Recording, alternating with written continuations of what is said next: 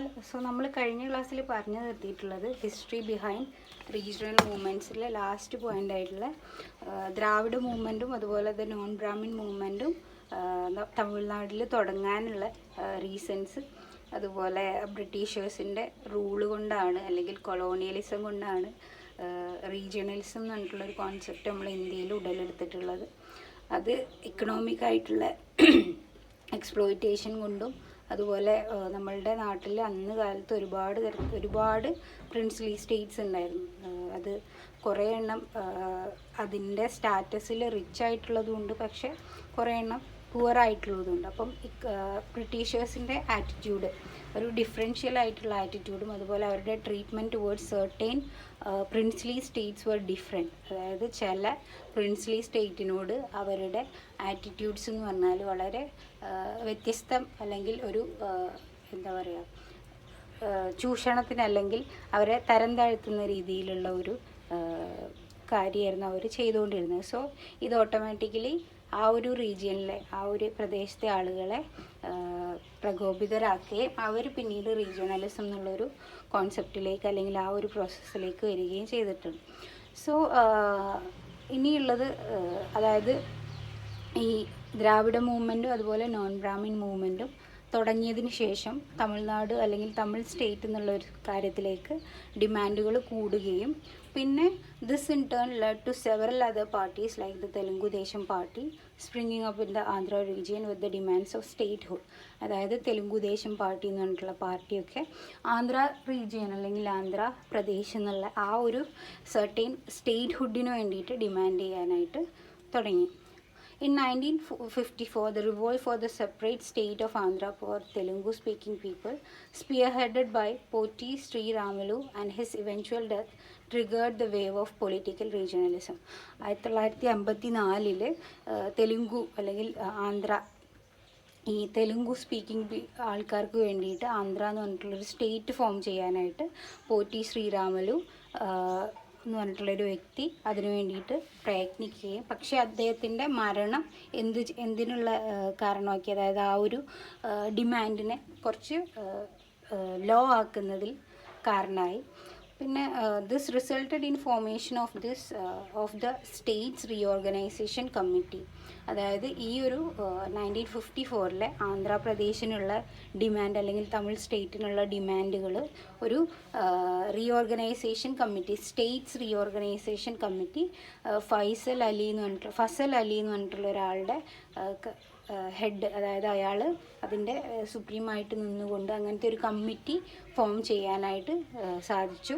Which recommended reorganisation of Indian states on linguistic line. എന്നിട്ട് ആ Faisal Ali committee അല്ലെങ്കിൽ ഫൈസൽ അലി നേതൃത്വം വഹിച്ചിട്ടുള്ള reorganisation committee, state reorganisation committee recommend ചെയ്തത് എന്താണെന്ന് വെച്ചാൽ ഇന്ത്യൻ സ്റ്റേറ്റ്സിലെ, അതായത് ഇന്ത്യയിലെ സംസ്ഥാനം അല്ലെങ്കിൽ ഇന്ത്യയിലെ ഈ പറഞ്ഞ റീജിയണൽ ആയിട്ടുള്ള ഏരിയാസിനെ സ്റ്റേറ്റ് ആയിട്ട് ഡിവൈഡ് ചെയ്യണം ഓൺ ദ ബേസിസ് ഓഫ് ഭാഷ അല്ലെങ്കിൽ ലിംഗ്വിസ്റ്റിക് ബേസിസിൽ അവരെ ഡിവൈഡ് ചെയ്യണം എന്ന് ഇവർ റെക്കമെൻഡ് ചെയ്തു.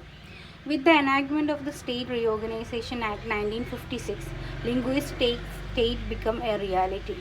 അതായത് സ്റ്റേറ്റ് റീഓർഗനൈസേഷൻ ആക്ട് 1956 വന്നതോടെ ഈ പറഞ്ഞ സ്റ്റേറ്റ്സ് എന്നുള്ള ലിംഗ്വിസ്റ്റിക് ഭാഷാടിസ്ഥാനത്തിലുള്ള സംസ്ഥാനങ്ങൾ ഒരു റിയാലിറ്റിയിലേക്ക് വന്നു. During 1970s and 1980s, owing to the intensification of tribal insurgencies for separation and statehood, the Union government passed the Northeastern State Reorganization Act 1971. അതായത് 1970കളിലും 80കളിലും എന്തുണ്ടായി, ട്രൈബൽ ഇൻസർജൻസീസ്. ഇപ്പോൾ നമ്മൾ നോർത്ത് ഈസ്റ്റ് ശ്രദ്ധിച്ചിട്ടുണ്ടാവും. നോർത്ത് ഈസ്റ്റിൽ അതായത് എപ്പോഴും ഇൻസർജൻസീസാണ്, അതായത് അവരുടെ ഇടയിലൊരു പ്രോബ്ലംസ് ഉണ്ടാകാറുണ്ട്.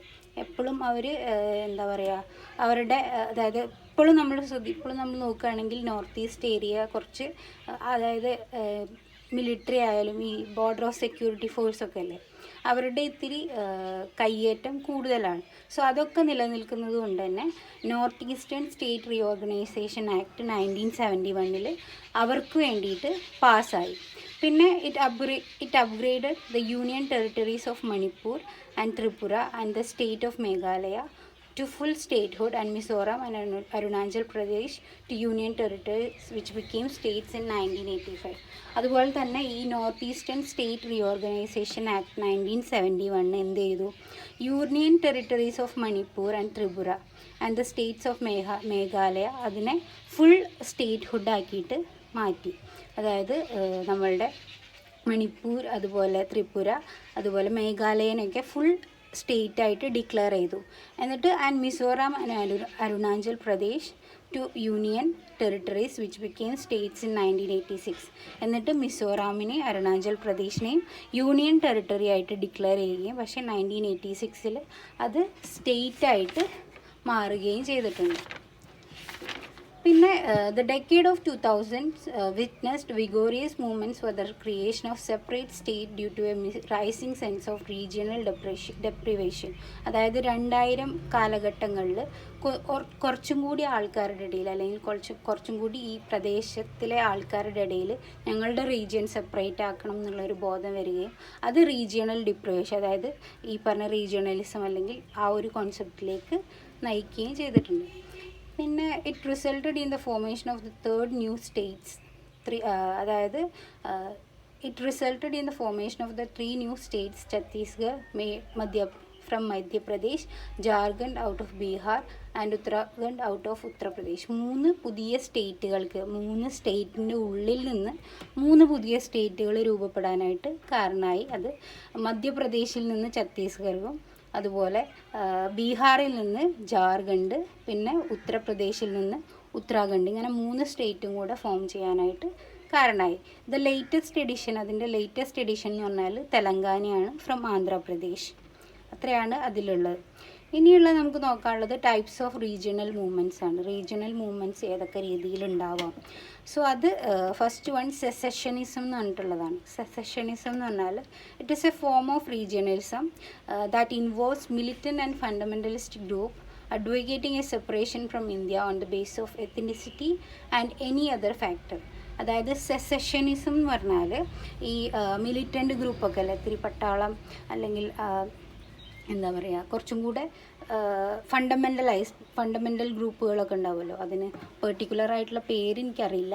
പക്ഷേ അവരുടെ ഡിമാൻഡ് എന്തായിരിക്കും? വേറൊരു സെപ്പറേഷൻ ഫ്രം ഇന്ത്യയാണ്, വേറൊരു രാജ്യത്തിൻ്റെ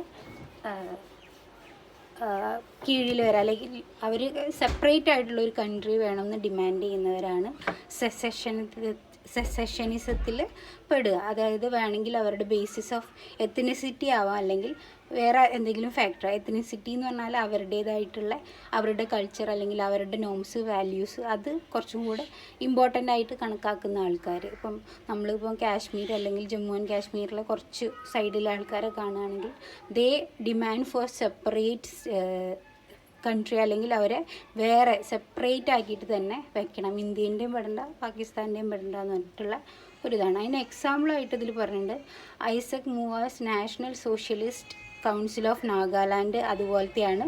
അതുപോലെ Islamic fundamentalist group in Jammu and Kashmir, അതുപോലെ ULFA ഇൻ ആസാം.